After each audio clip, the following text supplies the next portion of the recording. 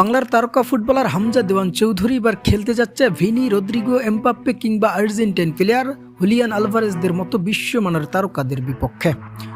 প্রিয় দর্শক, হঠাৎ করে এমন একটা খবর আপনাকে বিভ্রান্ত করলেও বর্তমান লেস্টার সিটির এই ক্যাপ্টেন তার পারফরমেন্সে নজর কেড়েছেন তিনি স্কটল্যান্ডের ক্লাব র্যাঙ্গার এফসির।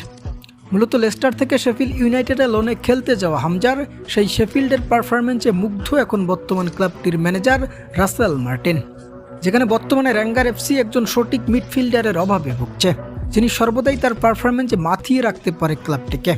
আর এমন সময় ক্লাবটির কোচ রাসেল মার্টিন পছন্দের সর্বোচ্চ তালিকায় রেখেছেন বাংলার মিডফিল্ডার হামজা দেওয়ান চৌধুরীকে, যেখানে সম্ভাবনা আছে ক্লাবটির হয়ে হামজা চৌধুরীর খেলার। তবে শেষ পর্যন্ত দেখার বিষয় হচ্ছে হামজা বনাম র্যাঙ্গার এফসির সেই ডিল সম্পন্ন হয় কিনা।